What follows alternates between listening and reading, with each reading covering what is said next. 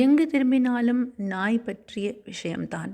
நாட்டில் வெறிநாய்க்கடி மற்றும் அதனால் ரேபிஸ் நோய் ஏற்பட்டு உயிரிழப்புகள் அதிகரித்து வருவதாக செய்திகள் பரவிக்கொண்டிருக்கின்றன. இதன் அடிப்படையில் சுப்ரீம் கோர்ட் தாமாக முன்வந்து வழக்காக எடுத்துக்கொண்டது.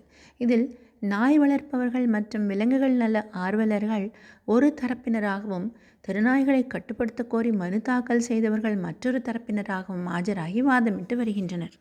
அனைத்து தெருநாய்களையும் பிடித்து அடைக்கும் நிலை ஏற்பட்டால் குப்பை கழிவுகள் மற்றும் குரங்குகளை விரட்டுவது கேள்விக்குறியாகிவிடும் என்று விலங்குகள் நல ஆர்வலர்கள் தங்கள் தரப்பு வாதங்களை முன்வைக்கிறார்கள். தெருநாயால் பாதிக்கப்பட்ட நொய்டாவை சேர்ந்த 8 வயது சிறுமியின் தந்தை தரப்பில் தெருநாய்களின் எண்ணிக்கையை கட்டுப்படுத்த நொய்டா அதிகாரிகள் தவறிவிட்டனர். விலங்குகள் நல ஆர்வலர்களுக்கு ஆதரவாக வாதிட்ட மூத்த வக்கீல் கபில் சிபல், நாங்கள் தெருநாய்களின் பிரியர்களாகவும் பாதுகாப்பான சுற்றுச்சூழலை விரும்புபவர்களாகவும் இங்கு வந்துள்ளோம் என்றார். இதை கேட்ட நீதிபதிகள், பிற விலங்குகளின் உயிர்களின் நிலை என்ன? நாய்களுக்காக வாதாடுகிறீர்களே, கோழிகள் ஆடுகள் எல்லாம் வாழ வேண்டாமா? சாலைகளில் தெருநாய்கள் இல்லாதது உறுதி செய்யப்பட வேண்டும். நாய்கள் கடிக்காமல் அங்குமிங்கும் அலைந்து திரிந்து கொண்டிருக்கலாம், ஆனால் விபத்துகள் ஏற்படுகின்றனவே. சாலைகள், பள்ளிகள் மற்றும் கல்வி நிறுவனங்களின் அருகே நாய்கள் இருப்பதால் என்ன பயன்? கேள்வி எழுப்புகிறார்கள் நீதிபதிகள்.